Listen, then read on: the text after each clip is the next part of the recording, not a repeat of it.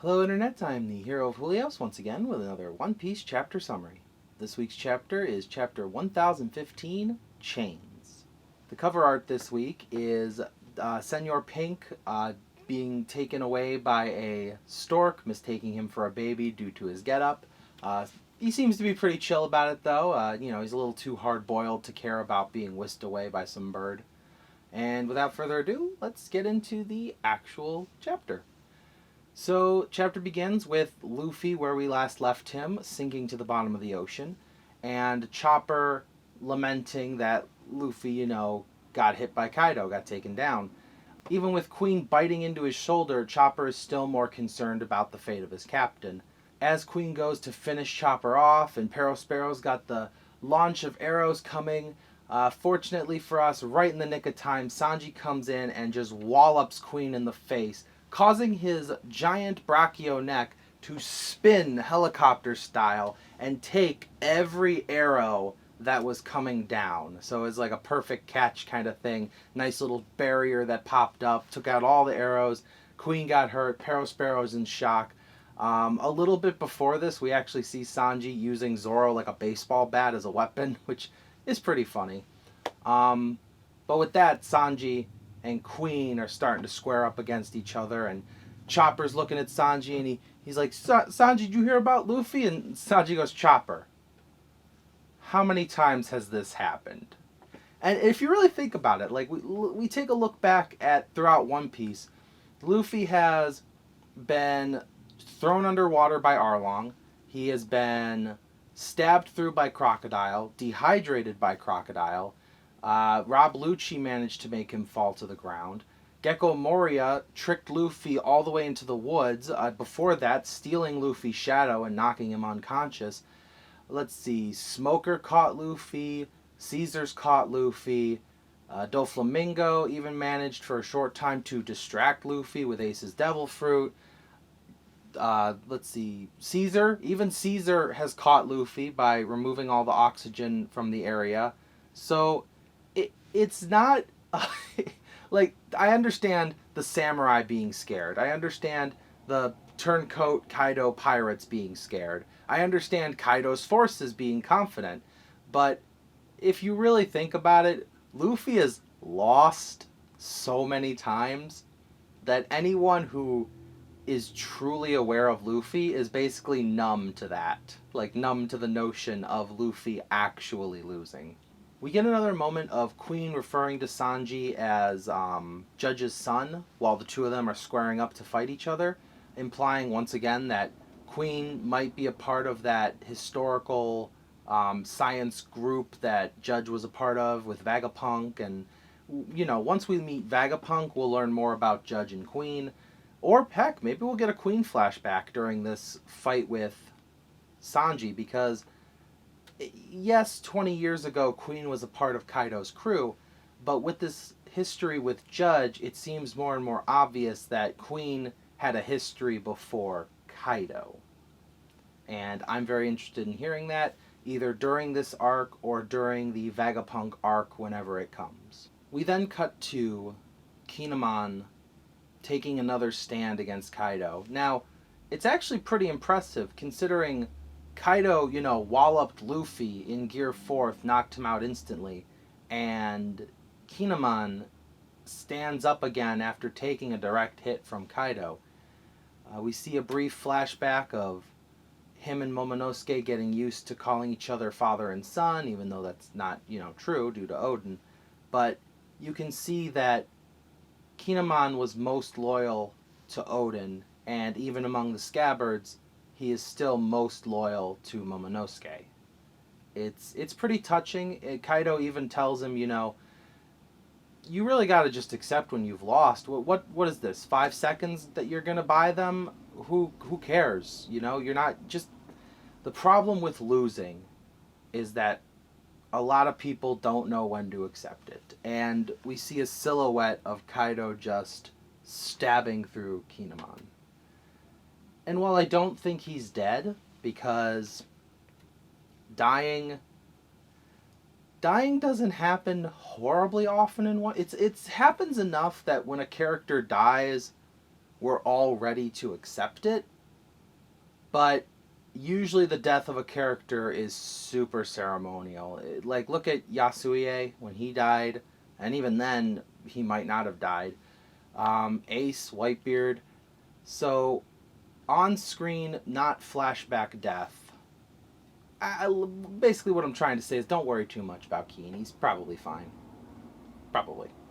But this brief stalling actually does help, despite Kaido's words, as while Shinobu is carrying Momonosuke and running away, Momonosuke actually grabbed one of the Marys, the little creatures that transmit messages, and he, through it, calls out through Kaido's intercom system and informs everyone that Luffy is still alive.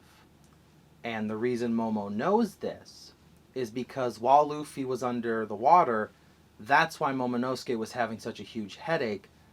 Luffy was calling out to him. Now, we know both of them are able to do that voice of all things that Roger's capable of, so this isn't far-fetched. But Luffy tells him, I'm going to be okay.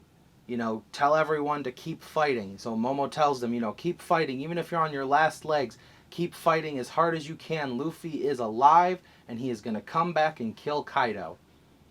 And you see that the rest of the pirates and the samurai are all like, okay, so maybe Kaido's wrong, maybe Luffy's wrong, but, they're kind of, but the rest of the Straw Hat crew's like, see, there you go, that's the confirmation we needed. And the crew, we get, like, little shots of them in the middle of their fights and stuff. We still haven't officially cut back to theirs, but it looks like it's coming relatively soon.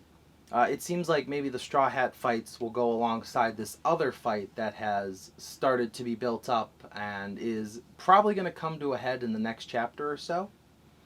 But after this reinvigorating message, Kaido catches up to Shinobu, and using her ripe fruit, she crumbles the corner of Onigashima that they're on, and her and Momonosuke are falling to the ground.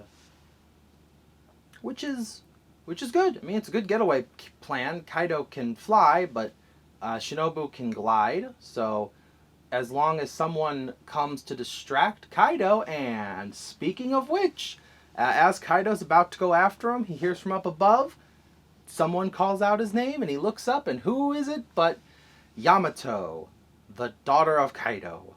And she calls him Kaido, and Kaido goes, "Don't you mean father?" And that's when she looks dear old dad in the eyes and says, "Nope, I have come to break that chain." Hence the title of the chapter. So see how they brought it all back nicely. So the fight between Yamato and Kaido, which has been foreshadowed a little bit here and there, finally coming to a head. Probably going to be the fight that coincides with the Straw Hats and their respective fights. The more and more I think about it, the more and more I kind of like the idea of the crew finishing their fights and then going up to fight Kaido alongside Luffy. Just a big Straw Hat crew going after. But as that's going on, we see Nami, Usopp, and Tama are still running away from Big Mom, who is, on and on against Kid. As Big Mom hears the announcement of Luffy still alive, she goes, they're just lying to themselves at this point. And that's when Trafalgar Law shows up and he says, well, normally I'd agree with you on that, but I've been with this guy long enough that he literally does make that kind of thing happen. So Law showed up just in time. He and Kid are going to take on Big Mom together. Like I said, it seems we're warming up to the final fights. It looks like it's like Marco versus King, Sanji versus Queen, Straw Hat crew versus their respective fights, Chopper healing Zoro, Kid and Law versus Queen, or Kid and Law versus Big Mom, Yamato versus Kaido, and Luffy under the sea has been found by the Polar Tang. This whole time I'm like, what if Katakuri catches him? Oh, no. What if Bartolomeo shows up and he catches Luffy as he's falling? And then Oda goes, dude, no outside force. There's a submarine. Law's crew has been here this whole time. Duh. So yeah, that's one of the things I love about One Piece is that there's so many characters that you forget about some, but in a way where they show up and it doesn't feel like you're just pulling it out of your butt. It's, oh, that's right, they were here this whole time. It's just there's so many people, just like in a chaotic battle, you're not going to keep track of everyone involved. So I just thought that was really cool. I'm really happy about that.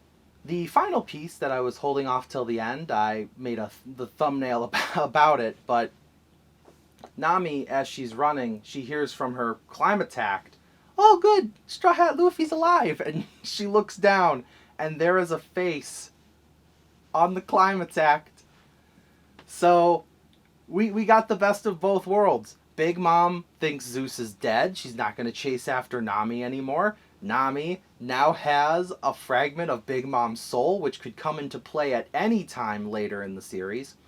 And Zeus is alive! Zeus didn't get eaten! Zeus's last tiny baby fragment of soul ended up becoming a homie in Nami's climate act.